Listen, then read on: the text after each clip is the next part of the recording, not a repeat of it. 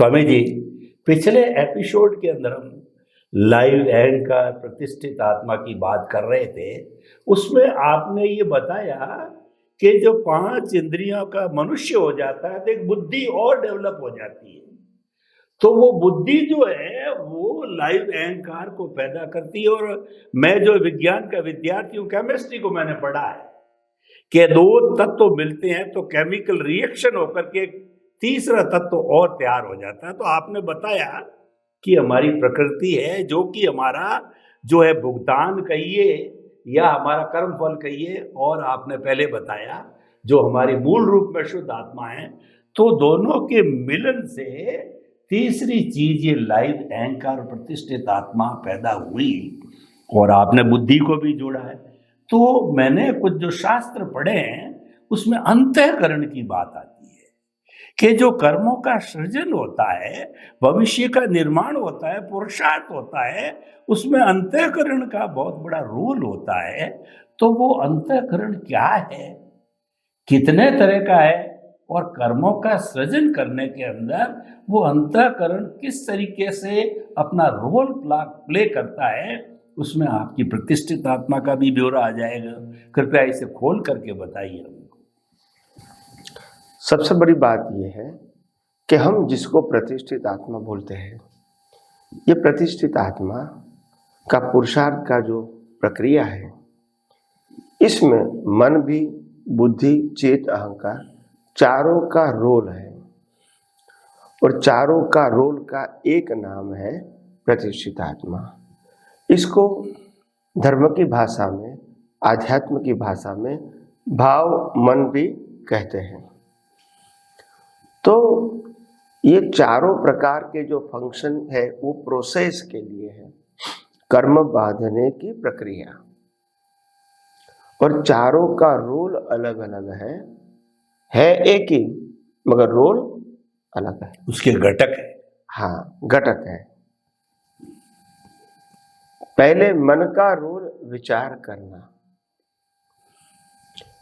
दूसरा चित्त का रोल पिक्चर दिखाना,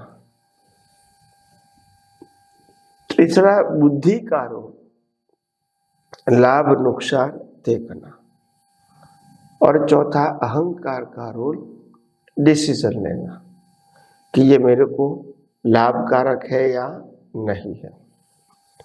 तो ये जो एक प्रक्रिया है, मन, बुद्धि, चित्त, अहंकार, ये चारों का एक नाम है। ये जो चार है इसका एक नाम है प्रतिष्ठित आत्मा, और दूसरा नाम है अंतस्करण, भावमन। अंतस्करण और भावमन। तो ये प्रोसेसर का नाम है, और वो प्रोसेसर अलग अलग व्यक्तियों को अलग अलग संजोग के मुताबिक, अलग अलग डेवलपमेंट के मुताबिक वो प्रोसेसर काम करता है। प्रोसेसर मैकेनिकल का फॉर्म एक ही है, मगर प्रोसेसर के अंदर बाहर के संजोग सबके अलग अलग है और आंतरिक डेवलपमेंट सबका अलग अलग है। तो ये दोनों इनपुट है। बाहर का संजोग अलग अलग होना, ये भी एक संजोग है नए कर्म बांधने का, और ज्ञान दर्शन का डेवलपमेंट का लेवल भी अलग अलग होने के नाते वही अवस्था को अलग अलग लेवल पे देखते हैं। तो इसीलिए जो लेवल पे देखेंगे उसी लेवल का वो मन, बुद्धि, चित्त, अहंकार में प्रोसेस करेंगे। तो जो ये अंतस्करण है, ये अंतस्करण, इसको आध्यात्मिक परिभाषा में processing factory to create the new cause, नए कर्म बनाने की प्रक्रिया प्रोसेसर है। प्रोसेसर सब में इक्वल है, मगर संजोग और ज्ञान दर्शन सब में अलग अलग है। और इसीलिए वो संजोग और ज्ञान दर्शन के इनपुट से ही प्रोसेस होती है, उसी से ही स्पीच और एक्शन का बीज बनता है। तो इस प्रकार से अंतस्करण का रोल जीवन में संसार को चलाने के लिए, या तो संसार की मुक्ति पाने के लिए, दोनों के लिए ये अंतस्करण का रोल बहुत इंपॉर्टेंट है। और इसीलिए प्रोसेसर के अंदर जो भी इनपुट डाला जाएगा उसी की प्रोसेस होगी। तो यहां एक सिंपल उदाहरण है, अगर प्रोसेसर के अंदर ये डाला गया कि मैं ही चंदूलाल हूं या तो मैं ही नामधारी हूं, तो फिर प्रोसेसर में चंदूलाल को कैसे बेनिफिट होता है, यही दृष्टिकोण से पूछताछ किया जाएगा। और अगर प्रोसेसर के अंदर मैं शुद्धात्मा हूं, ये लक्ष्य रहेगा, तो फिर आत्मा की अनुभूति के लिए बीज डाला जाएगा।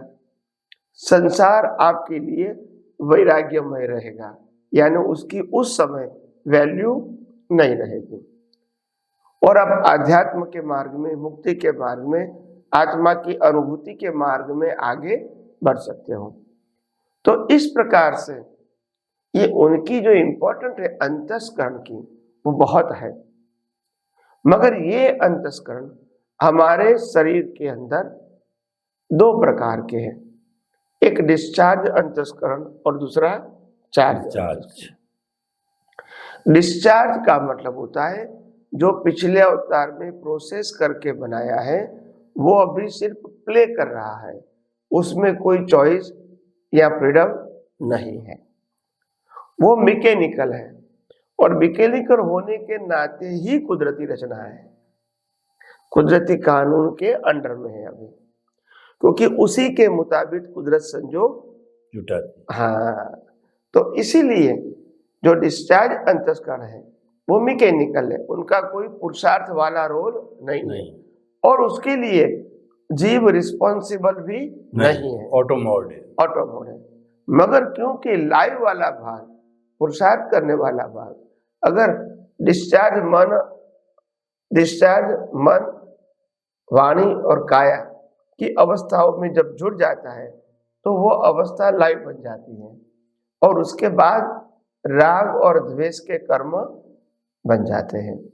तो हमको ये ध्यान में रखना है, कैसे भी करके हम अवस्थाओं के अंदर लाइव अहंकार के माध्यम के, अंतस्करण के माध्यम से अवस्थाओं में तन्मयाकार न होके अवस्थाओं को ऑब्जर्वेशन के फॉर्म में कुदरती रचना देखते रहे और अपना शुद्धात्मा का लक्ष्य पक्का करते रहे।